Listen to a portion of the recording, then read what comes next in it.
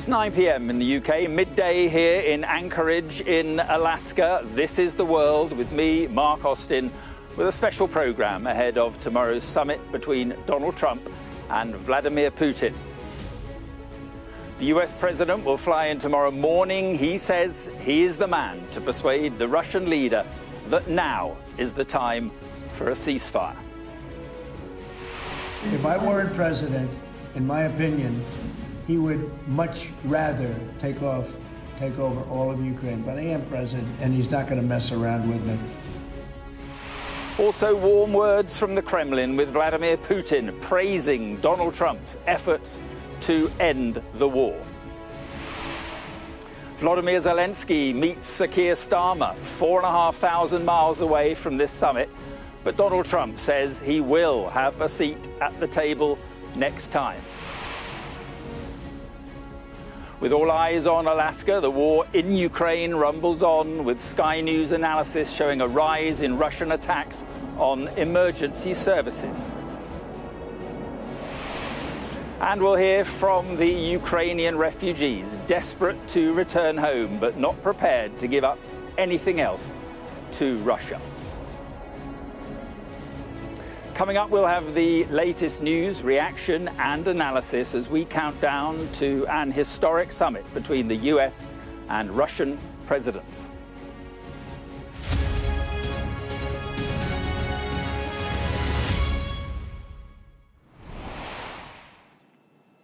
Good evening then from Anchorage in Alaska. In less than 24 hours, Donald Trump and Vladimir Putin will meet here for talks which could mark a turning point in the war in Ukraine. It will be their first meeting in 6 years, and the mood is positive on both sides, but the pair will sit down without Volodymyr Zelenskyy. And while Donald Trump says the Ukrainian leader will attend the next meeting, that all hinges on what happens here tomorrow. Our US correspondent James Matthews has our first report this evening. Alaska. It's where east meets west. Beneath its mountain ranges, it's where Trump meets Putin. Just a few miles of water separate this corner of the United States from Russia. At the sharp end of the Cold War, Alaska has known confrontation across the sea. Missile bunkers speak of history past as modern history plays out. The Russian bear at the back door, back in the fold. Time and Trump have warmed the Cold War chill. Next steps revolve around this summit. From the protagonists, the previews are in. I want to tell you about the stage we're at with the current American administration, which, as everyone knows, is making, in my opinion, quite energetic and sincere efforts to stop the hostilities, stop the crisis, and reach agreements that are of interest to all parties involved in this conflict, in order to create long-term conditions of peace between our countries, and in Europe and in the world as a whole. The US president spoke at an Oval Office news conference. I think it's going to be a good meeting, but the more important meeting will be the second meeting that we're having. We're going to have a meeting with President Putin, President Zelenskyy, myself, and maybe we'll bring some of the European leaders along, maybe not. I don't know that it's going to be very important. We're going to see what happens.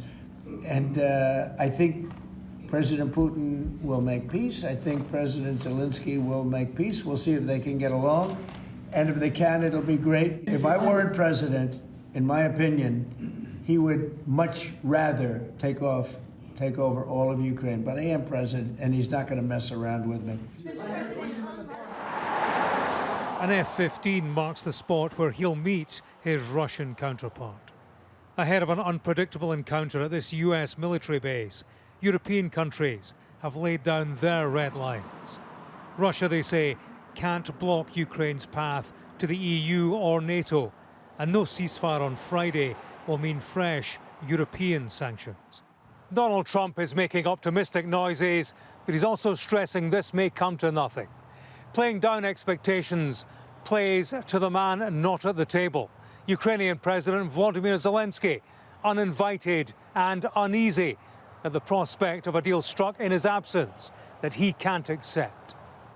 I would like to have ceasefire. Раз, два, раз, два. Anna Yarova and her daughter Emilia are invested in the meeting down the road. Два, раз, два. They're Ukrainians among 1,300 in Alaska who sought refuge from their country's war. Мама, обнімуся. На мою думку, президент України хоче зберегти. The president of Ukraine wants to save the entire country of Ukraine, which makes sense. But I hope that President Trump will be able to have some positive influence. But I just don't know if that will be possible. I just have to hope. I have to. You don't know if it will be possible. Why? What would be the... What's the concern? Тому що ця війна затяглася дуже довго і This war has been going on for so long, and it's been so terrible that I don't know if the president of Russia will want to stop it. It is a view that reflects reservations widely held around this summit. There is hope, albeit clouded by expectation.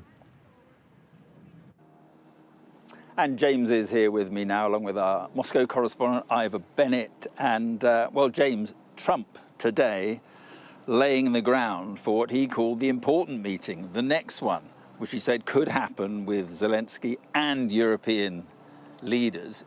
Is the White House once again kind of sort of dampening down expectations? Well, I was interested that there was a degree of certainty about this second meeting today. I'm not sure how that will go down in Ukraine and amongst European allies. I think, Mark, throughout this, there has been one consistent line from Trump, who has been erratic. He's been all over the place in terms of his talk about content, expectations.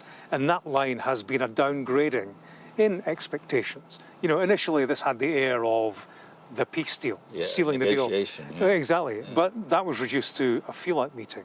The White House now is calling it a listening exercise. This morning, Donald Trump said he reckoned there would be a 25% chance that it would be unsuccessful. You know, that downgrading of expectations, bear in mind that comes on the back of European countries, Ukraine in particular, you know, being resistant to what they think Putin is going to put on the table tomorrow. And yet, we had Donald Trump, he gave a radio interview this morning.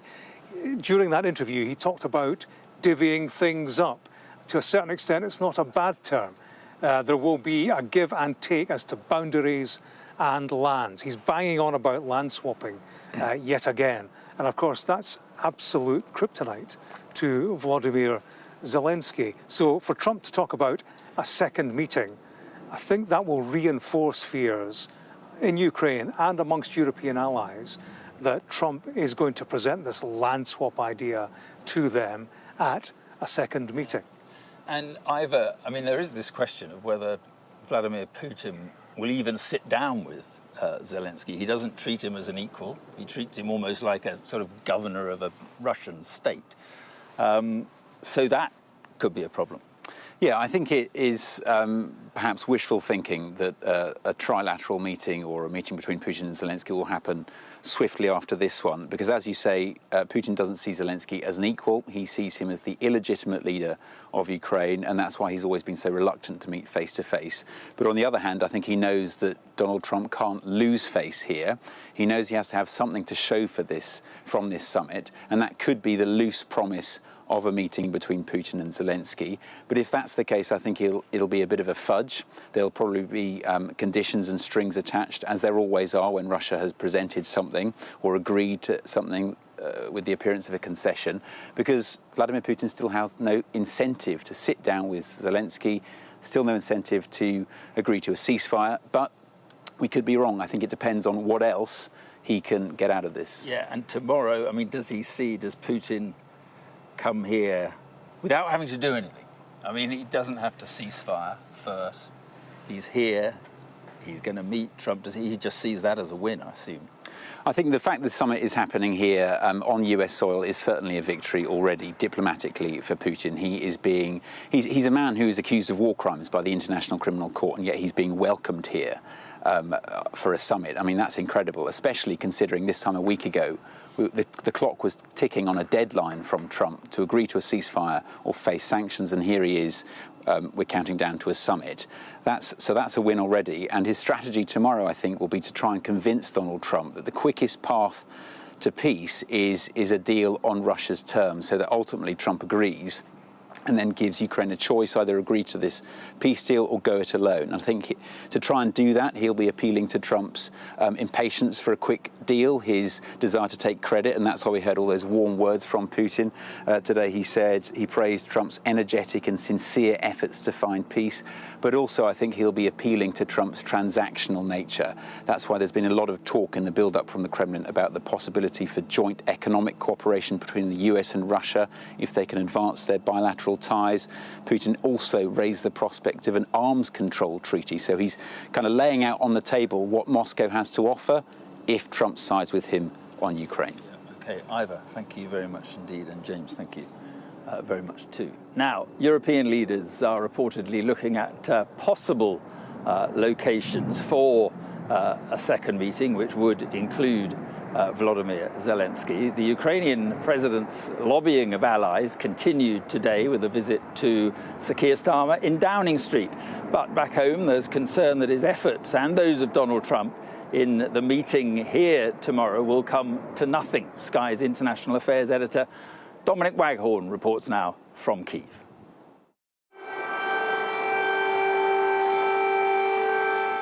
As the sirens blare, in Kyiv they wait, as their invader and the leader of the country they thought was an ally meet to discuss their fate. Uninvited, their leader has done his utmost to try and influence the outcome from afar. President Zelenskyy urgently lobbying allies. Today, Keir Starmer in London to pressure the US president not to be hoodwinked by Vladimir Putin. But will their efforts be enough? The allies believe their meeting yesterday has steered Donald Trump away from talk of land swaps. But he's unpredictable and Putin manipulative. They are all holding their breaths. Ahead of the summit, the fighting has been stepped up. Russia's made advances and Ukraine's launched one of its biggest drone attacks yet on an oil refinery deep inside Russia. We met the commander responsible for the attack in woods outside Kyiv for his security. He's a wanted man hunted by the Russians. If Putin doesn't make peace, General Yuri warned, it will only get more painful for Moscow. Operations that began in 2022 and continue today will indeed develop if Russia refuses a just peace and stays on Ukrainian territory. Initially, we had a few drones a month, capable of striking targets 100 to 250 kilometers away. Today, we have drones capable of flying 3,000 to 4,000 kilometers. After all they've been through, Ukrainians are under no illusions, though, about the chances of a breakthrough. As Vladimir Putin's unprovoked invasion has gone on and on, killing so many Ukrainians, they have watched Donald Trump give the Russian leader the benefit of the doubt at almost every stage of his presidency. If he really wanted to end this war, they know he could impose far tougher sanctions on Russia and give them all they need to see off the aggressor. Instead, he has, it seems, so often sided with Russia. Many Ukrainians aren't expecting much from Alaska. To be honest, I feel nothing because I think nothing will be changed. Trump always says that I finished the war in 24 hours and nothing has happened. And it's, only blah, blah, blah, and it's just words on the wind. So I don't really believe that something will change. It's impossible to predict unpredictable. That's my answer. So I don't know. No one knows. There was some good news for Ukrainians today. 84 prisoners of war returned by Russia in the latest exchange. Diplomacy can at least claim progress on that front, even if so far nothing else. Dominic Waghorn, Sky News, Kyiv. And Dominic joins me now from Kyiv. Good evening, Dominic. Do the Ukrainian people trust Donald Trump to have their interests at heart? I think absolutely not, Mark, no. And I think that the spectacle of this man who they believe should be a global pariah being allowed back out onto the world stage tomorrow will be repugnant and an outrage to Ukrainians. This is someone who's invaded their country in an unprovoked invasion, killed tens of thousands of Ukrainians, still holds 12,000 civilians hostage in detention, has abducted more than 20,000 children they believe, and yet he's been invited, and Trump has got nothing in return for that invitation to Alaska. What the Ukrainians say is that Trump has got the wrong sort of measure of what Putin really wants. Now, Trump and Steve Witkoff, a man that Sir Alex Younger today described as completely out of his depth, but the former golf buddy that Trump has made his chief negotiator, they see this conflict really in terms of a real estate conflict, a kind of a conflict about territory. It's never really been about territory as far as Putin is concerned. Certainly that's the way the Ukrainians see it. He sees the existence of a democratic Ukraine, an independent democratic Ukraine, as intolerable, and he wants that extinguished. And he's been very clear about that in speeches and really not made any change in that position right up until now. So what they're saying is that any deal that doesn't make it clear to Putin that is unacceptable and never going to be achieved will simply be seized upon as Putin as a kind of stopgap, as a way on the path towards that sort of genocidal intention. And they are seeing Trump effectively as credulous and naive in the way he's approaching this. This is a president who 50 days ago said that within 50 days, if the Russians didn't make a deal, severe sanctions would be slapped upon them, and that hasn't happened. And instead, Trump has given Putin the honour of coming to Alaska for talks, and the Ukrainians have no idea about what this second meeting might be as well. So they see this as cack-handed and naive, and they are deeply worried about what might come out of Alaska tomorrow. Dominic, thanks very much indeed. Let's go from Kyiv straight to Downing Street. John Craig. John, just tell us more about what emerged from that meeting between Zelenskyy and Keir Starmer. Well, it was all very cordial, lots of hugs, handshakes, tea and breakfast in the garden, a tour of Number 10. After the meeting, the Prime Minister, according to Number 10, spoke about a viable chance of making progress in that summit in Alaska, so long as, Number 10 said, Putin takes action to prove he's serious about peace. So an optimistic, if somewhat a cautious tone from Number 10. Now, from President Zelenskyy, he came here and listed his demands for the summit, really, which he talked about yesterday in that meeting with European leaders. 6 of them in all. One, security guarantees to make peace truly sustainable, he said. Number 2 was a support programme for our army, he said, and support for our defence production as well, Number 3. Number 4 was about arms supply routes, and he talked about what's known as the Pearl scheme. That's a NATO plan for what's called a prioritised Ukraine requirements list. Number 5 was all about a deal, a centennial agreement signed between the UK and Ukraine back in January.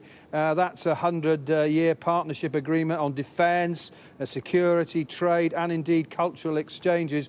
And number 6, he stressed this one, drones, investment in our drones production, he said, and financing for this. And he made the point, it's drones that play a decisive role on the front line. He ended by saying, thank you for our support. And he did say it had been a good, useful meeting. But President Zelenskyy clearly has got plenty of demands he wants to see at the summit. Well, he may be being a bit optimistic, but as the PM said, he said there's a chance to make progress, a viable chance, provided President Putin is serious about peace. OK, we'll see about that tomorrow. John, thank you very much indeed. Well, I'm joined now from Chicago by the Democratic Congressman Mike Quigley. He is co-chair of the Congressional Caucus on Ukraine. Thank you very much for being with us. And James Matthews, our correspondent, just saying a little earlier that President Trump has gone from this being a negotiation to a feel-out meeting to a listening exercise. What do you think could emerge from this tomorrow? Look, by nature, I'm an optimist, but I don't see much happening here. I think that the crux of this is Putin understands one thing, like most bloody dictators. He understands strength. And frankly, he doesn't see it in President Trump. He sees a president that's now let 6 6 times where he said, this is when you're going to, this ultimatum pass. And instead he pivoted, let's have a listening summit. He's seen a president who voted with Putin in the United Nations, who paused negotiations, paused aid twice. He's made concessions before negotiations have even started. And frankly, all this while Putin has escalated the conflict and maintained his maximalist demands. So I don't see any reason for Putin to change anything because, frankly, a war of attrition favors him. I saw the other day that you likened all this to Chamberlain, Munich, and appeasement. And Trump has said, though, when asked about whether he's going to be too soft on Putin, he said this. He said, just because you get on with him doesn't mean you roll over. Is it your fear, your suspicion that Trump could effectively roll over?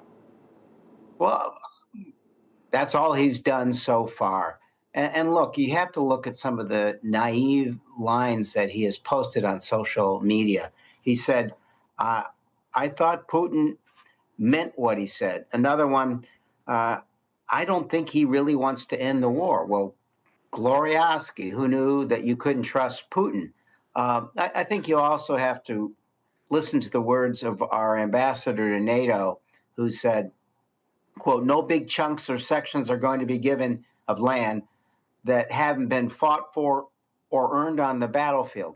Back to comparing this to 1939 and 1940 and so forth, that's really the equivalent of FDR meeting Hitler and saying, look, if you've earned this land on the battlefield, you get to keep it. It's the extraordinary thought that this is somehow just and that the world doesn't look at this as the aggrieved party being Ukraine and that Putin is going to be rewarded for doing this. And again, tyrants across the world will look on with glee. Sorry to interrupt you.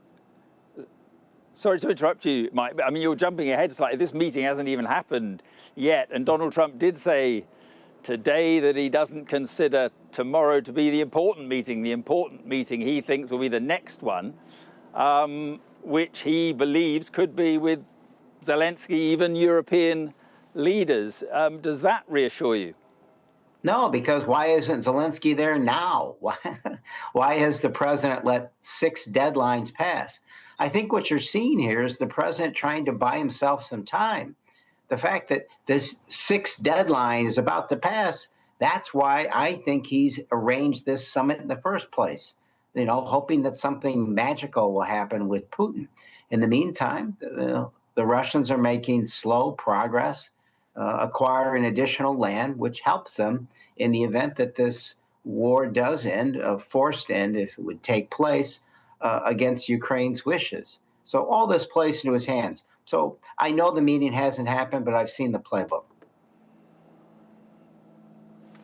Donald Trump says that he will know within 2 or 3 minutes whether Putin wants a deal. Do you think that Donald Trump would ever just walk away, impose sanctions and secondary sanctions, and also start giving Ukraine more military kit? Do you think he would ever do that? I think he'd walk away out of frustration. There is a bipartisan sanctions bill that unfortunately our Senate didn't pass before they left for August. I do think that has a chance of passing, the president signing it. But then again, every chance he gets, he backs off. President Trump said he wants the ability to have a waiver in that. So again, why would Putin ever think that we're ever going to stand up against him? And even the aid that we're talking about now is not another supplemental from the United States. It's selling this aid package, military package, and then having it go through our European allies. So someone show me the bold move that Trump has made so far, and I'll have optimism for tomorrow and in the weeks to come. Right, look, we've only got 30 seconds left, but what would you say would be the best that could emerge tomorrow, realistically? that they actually schedule a trilateral meeting. Maybe, I mean, the best news of it all is that there's some sort of temporary ceasefire. But again, Putin has violated all of those in the past. I guess that's the best I could hope for under this president. Mike Quigley, I appreciate you coming on. Thank you very much indeed. Anytime. Thank you. You're watching The World with me, Mark Austin, live from Alaska this evening. Coming up, as the war on the ground in Ukraine rumbles on, we'll look at analysis showing a rise in Russian attacks on emergency services.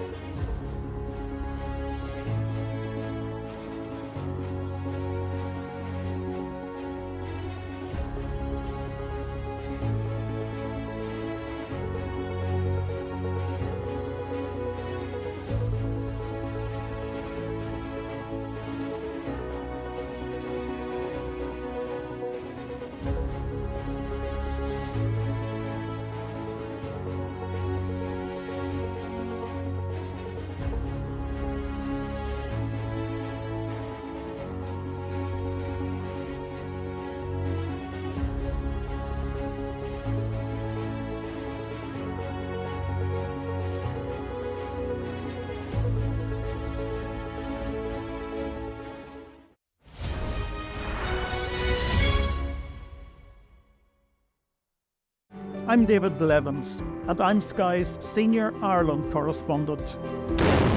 I've spent 30 years reporting the journey from conflict to peace. The end of the political stalemate, the start of a new chapter for Northern Ireland. Catholics and Protestants now facing the same threat.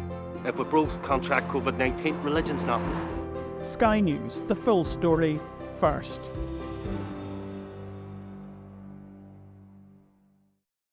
Fire, shouts the commander. There's a dash to safety. We've now got to wait inside the shelter to see if there is incoming. I'm Deborah Hames, Sky Security and Defence Editor. Should Russia's war with Ukraine escalate significantly, pilots like these could be called upon to go into combat for real.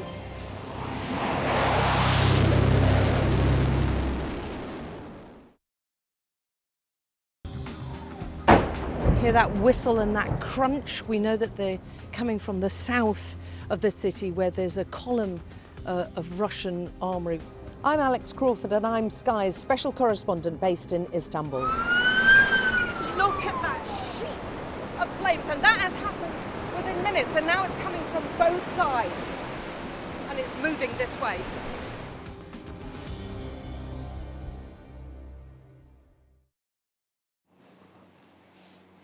Welcome back then to our lakeside position in Anchorage, in Alaska, where in less than 24 hours, Donald Trump and Vladimir Putin will meet to discuss ending the war in Ukraine. All eyes are on Alaska for a day or two at least, but in Ukraine, the war rages on. And analysis by our data and forensics team has shown a rise in Russian attacks on the emergency services.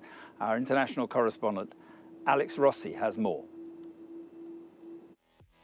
A Russian drone fires at a petrol station in Kherson in eastern Ukraine, right on the front line. When a fire engine reaches the scene, it too is attacked, a so-called double-tap strike. Emergency services deliberately targeted by the Russian military. And this incident wasn't isolated. Sky News has identified 82 attacks on emergency vehicles since January 2024, using official statements, Russian drone footage that we verified, and videos posted on social media. And things have been getting worse. Strikes on emergency vehicles have been higher in summer, but this July was the highest yet, with 16 attacks that month alone. This tactic may be aimed at degrading Ukrainian civilian capability and morale, but experts say it's also a breach of international law. A 2024 report from the UN High Commissioner for Human Rights said any Russian double-tap strikes intended to kill or injured first responders would constitute deliberate attacks on civilians, a war crime. We mapped the strikes, revealing that between 2024 and 2025, they've been concentrated in cities near the front line in eastern Ukraine. Attacks on emergency service vehicles were especially high in Kherson, where Russian and Ukrainian forces are only separated by the Dnipro River. We are being hunted. Because of this, we removed all branding from our vehicles so they would look like civilian ones. This rise in strikes on rescuers has come as Russia increases its drone attacks across the country. In July, Russia launched its largest ever drone strike against Ukraine. Experts say that this campaign of violence aims to overwhelm Ukrainian air defences and erode civilian morale with persistent nightly attacks. Russia responded, saying, "The Russian armed forces have never regarded Ukrainian civilian population as a target. All strikes are directed exclusively at military or military-industrial assets." President Trump responded to Russia's renewed drone offensive, expressing growing frustration at President Putin. But that hasn't stopped them arranging to meet face-to-face. Despite the shifting tactics on the battlefield, Trump's mood appears to be changing. As the two leaders prepare to meet in Alaska, the talk of peace may be growing louder, but the reality on the ground could not be more different, with attacks intensifying. Alex Rossi, Sky News.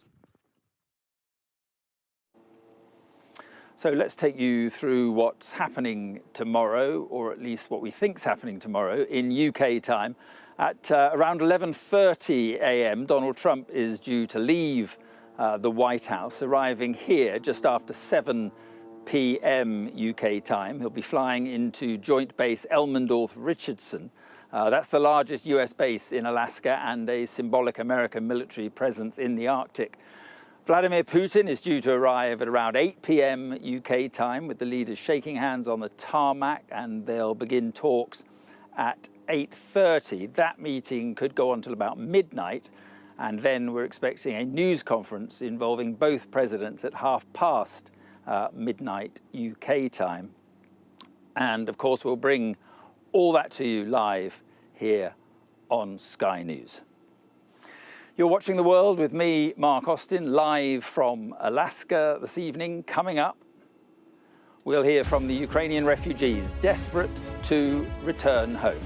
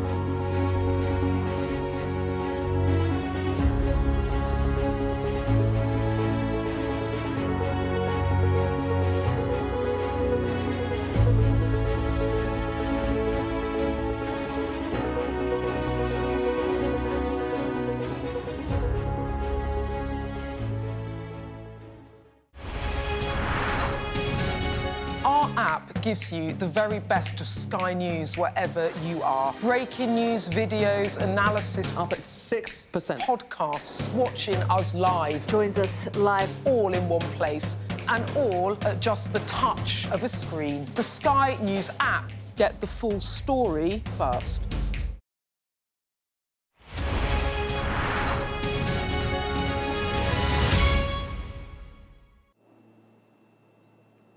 Welcome back to Anchorage in Alaska. Russia invaded Ukraine almost 3.5 years ago. In that time, almost 7 million people have been forced from their homes, many of them fleeing the country altogether. More than 1.2 million refugees have settled in Germany. Tomorrow's meeting could be the beginning of the end of the war if a deal can be struck. But our Europe correspondent, Siobhan Robbins, has been speaking to Ukrainians who have already given up so much and refuse to give up any more. They were among the first to arrive in Berlin, crowds of terrified Ukrainians fleeing war. Germany's taken in the most Ukrainian refugees in Europe.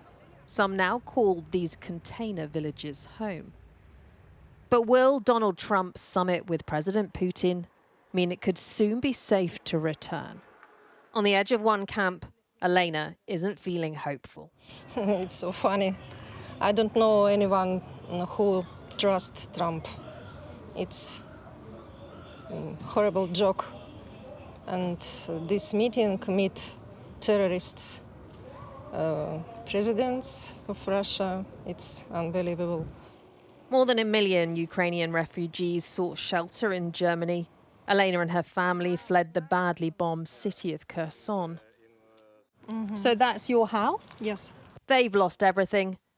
And the Russian president they hold responsible gets an invite to the US. Does that make you angry? Yes, I'm angry. I'm disappointed. I don't understand this. I understand for Trump it's only money. Across town, the dismay is shared by Maria, a refugee from Kyiv. Is it normal to play with a war criminal and boost your ego with that? Or is it rather normal to help another state to defend, people? Photos show how much her home has already changed. And she fears Ukraine will be forced to sacrifice much more before the fighting stops. Would you agree to Ukraine giving Russia land to end the war? No, I do not see how giving up on land helps to win, because so far what the practice has shown is that Putin plays more wildly when he gets what he wants. President Trump has said any land swaps will be signed off by Ukraine and warned Putin will be punished if he doesn't agree to peace. There will be, I don't have to say, there will be very severe consequences, yes. But in a Ukrainian cafe, Mum of 4 Elena is skeptical. Do you trust President Trump to represent Ukraine's interests? No, I think he's a traitor and he is pretty brutal in his policy, and he's pushing the people to get the conditions he wants to get. And what about President Putin? Do you think he has any desire for peace? I don't think that he is considering those terms like peace or not peace. I think he has kind of a picture in his head, and he's just going to it by any means. Elena, like so many other refugees, has lost so much. They'd love to think the Alaska meeting is the first step on the path to peace. But very few believe that's true. Siobhan Robbins, Sky News, Berlin. Well, I'm joined now by the governor of Alaska, Republican Mike Dunleavy. Thank you very much for being with us on the programme. And just first of all, why do you think they chose Alaska? Because strategically, Alaska is a very important state. We are 9 hours from every industrialized place on the face of the earth in the Northern Hemisphere. We're 2 hours closer to Moscow here in Alaska than Washington, D.C. is, and so it made sense for President Trump to come up this way. He's been up here many times. The president's visiting Asia, stop in Anchorage, Alaska, and refuel. So this is a known place for the president. And again, it's meeting halfway around the world here in Alaska at the top of the world. And so we're honored to be able to host this. We hope some great things come out of this summit. And, you know, like the rest of the world, we're going to wait and see. Yeah, well, it was also Russian territory before it was sold in the 19th century for about $7 million, I think it was. And the Russians went on to regret that. But as you say now, there is this sort of great power game between the powers, the US, Russia, China, for vying for power, vying for resources in the Arctic. What do you make of what's going on? Because the Russians have been pushing ahead, haven't they? Well, in terms of activity in the Arctic, obviously Russia's got the largest coastline on the Arctic, but Alaska makes the United States an Arctic nation as well, and our friends to the east, Canada. We've had great cooperation with the Canadians for many, many years. We have a joint Canadian-American armed forces presence here in Alaska. We're certain that Alaska can project America's policies into the Pacific, the Northern Pacific, Western Pacific, and the Arctic, which we've had for decades. Alaska became a state in 1959 during the height of the Cold War. Alaska's Constitution, in some respects, was formed as a result of our statehood happening around the time of the Cold War. And so we're used to this neighborhood. We're under the Korean umbrella, nuclear umbrella, missile umbrella. We're under the watchful eyes at times of the Chinese plying warships up through the Bering Sea. And of course, every once in a while, we escort the Russians away from our airspace. And so we understand what the neighborhood is. We're very confident, I should say, in our robust military assets. And we just hope, again, that something comes out of this summit that's going to be hopefully a just peace, or at least put the discussions on a course for a just peace for Ukraine. But again, Alaska is proud to host the President of the United States in trying to pursue this issue and bring peace to the world. What do you think of what Donald Trump is doing with Greenland, or making these threats to Greenland as part of his kind of Arctic strategy? What do you make of that? Well, I think the whole idea is to make sure that North America is defensible. And Greenland is part of North America, just as Canada is, Alaska, the lower 48. And so the discussions that were happening there, from my understanding, is to make sure that there's not a foothold, for example, a large Chinese presence that takes place there. Hopefully there's not a Russian presence in the future that takes place there, but that we should all work together in North America and ensure that we have security and stability here in North America. Many of the indigenous folks in Alaska, our Inupiaq Eskimo folks, are the same people that are in Greenland. Very close in terms of language, culture, certainly. And it just makes sense for North America to look inward to the extent of making sure that others don't have a foothold on this continent, because I think it bodes well for not just the country, not just Canada and Greenland, but also for the rest of the world to have a stable North America. So I think that's part of what those discussions were about. Right. But with the people of Greenland determining their own future, you accept that, do you? I think everyone does. You know, I think it's roughly 56,000 people in Greenland. It's a very small population spread over a large island. But I think certainly they would be part of any discussion going forward. Right. So what about the meeting tomorrow? What do you see emerging from that? Again, I see President Trump sitting down with President Putin, and as he says, ascertaining pretty quick whether Putin is serious about peace or not. And he'll be able to figure that out, I think, in short order. So if this meeting goes on for 4 or 5 hours, then I think there's headway being made. If the meeting ends quickly, I think there's issues that are still going to need to be hashed out, probably in a different method at different venues. And so if the president comes out of this meeting and says we're moving ahead with sanctions, then we know how it went. If the president comes out of the meeting saying, you know, we're inviting President Zelenskyy over, or we're going to set up a meeting pretty quick on the heels of this, I think that's positive for potential, like I say, a just peace. And what do you think of having an indicted war criminal, because that's what Vladimir Putin is, in your state tomorrow? You know, again, we look at this as a place to have an international discussion on peace in Ukraine because of this war. And so you're going to have to meet with the principals that are involved in this war someplace and at one time or another. Somebody's going to have to do it. The president has called this meeting. It's taking place in Alaska. If this meeting results, as I keep saying, if this meeting results in great outcomes for the people of Ukraine, the country of Ukraine, and the world, then I think it's an endeavor that was worth doing. But again, we'll see what happens. We'll know here tomorrow afternoon. I'm sure the president will do a press conference after the conference. Once again, if it ends early, that'll tell us one thing. If it goes on the 4 or 5 hours that it's scheduled for, that'll tell us something else. Yeah, absolutely. Okay, Governor, thank you very much indeed. I appreciate you coming on. Thank you. Right, this is The World with me, Mark Austin, live from Anchorage in Alaska. Coming up, we'll discuss the possible outcomes from tomorrow's historic summit between Donald Trump and Vladimir Putin.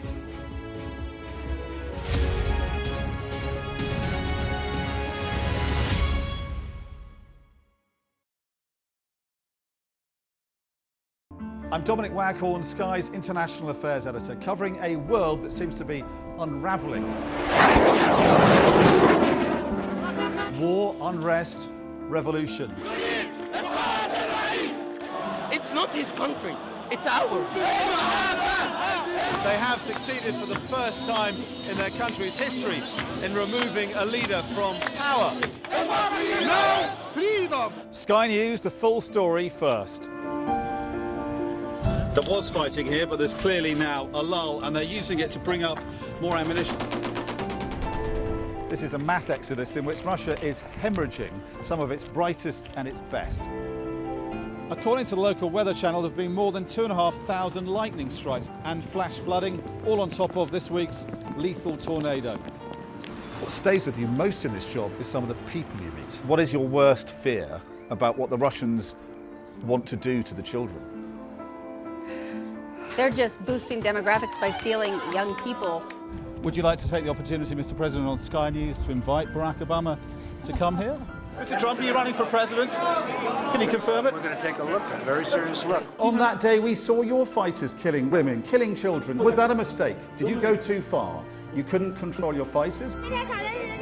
The full force of the state is being used to crush any protest. Free wherever you get your news.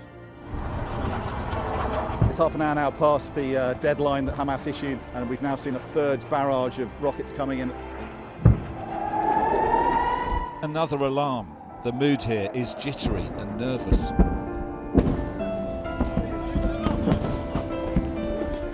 We're seeing the world get more and more divided, and it's our job to try to make sense of it all. We arrive. A secret hospital hidden in the Myanmar jungle, treating the victims of this bloody war. This is Myanmar today. Its military rulers don't want the world to see, but we have. I fight for my own future. I fight for my generation's future. This is an actual crime. They don't care for that. Myanmar army is only a couple of kilometers away. So this is a major humanitarian disaster. I'm David Blevins, and I'm Sky's senior Ireland correspondent. I've spent 30 years reporting the journey from conflict to peace. The end of the political stalemate, the start of a new chapter for Northern Ireland. Catholics and Protestants now facing the same threat. If we both contract COVID-19, religion's nothing.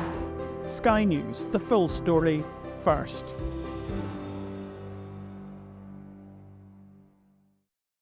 Fire, shouts the commander. There's a dash to safety. We've now got to wait inside the shelter to see if there is incoming. I'm Deborah Hames, Sky's security and defence editor. Should Russia's war with Ukraine escalate significantly, pilots like these could be called upon to go into combat for real.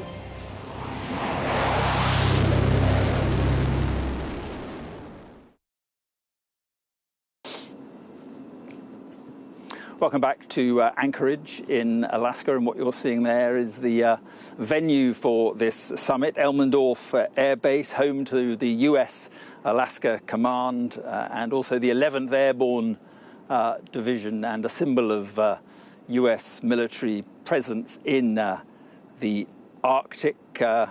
James Matthews, our US correspondent, is with me once again. Why do you think they chose, not that we're complaining, but why do you think they chose Alaska? Yeah, well, I think convenience, logistics, security, but you talk about symbolism, Mark.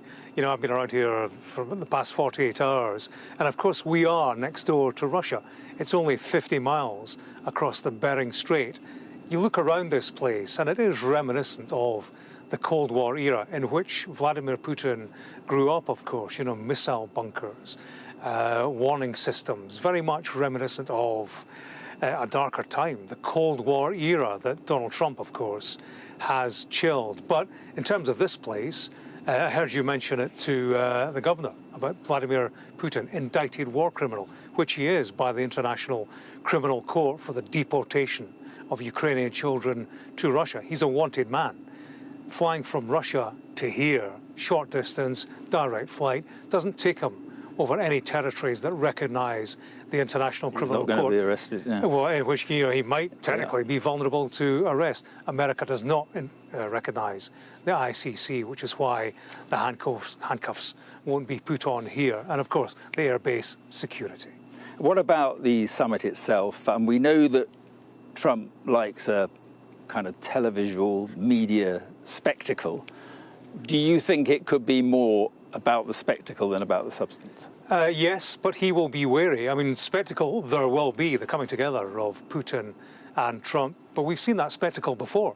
We saw it in 2018 in Helsinki when Putin played Trump, when Trump looked in the eyes of journalists, assembled journalists at the press conference and said, "I trust this man over my own intelligence officials." It's an embarrassment that has dogged Trump ever since, and he will be wary of that. What he needs is substance. You know, he wants stature, he wants a result, he wants legacy, he wants to reinforce this self-imposed, this self-styled label of deal maker and peacemaker. That only comes from substance. It does not come from a deal that's reached between Trump and Putin and that's then torn up by the Ukrainians and the European allies, and has seemed to portray Donald Trump as Vladimir Putin's puppet. Yeah, and just 20 seconds out, I mean, interestingly, he's already talking about this second meeting. Yes, interesting, because that's where the substance will kick in, when the key players are around the table. This morning, he's rather more confident that that will take place, although he does say, look, I'll know if there's a deal inside 2 minutes. If there's not, then everything, all bets are off. Ukraine will be worried at the prospect of a second meeting being delivered, a deal by Putin that they can't accept. So, in these beautiful surrounds, the summit will take place tomorrow. Big day, obviously, for Donald Trump and for Vladimir Putin, but the biggest day of all for Ukraine and the people of Ukraine. I'll be back with news at 10 at the top of the hour, but for now, from Alaska, good night.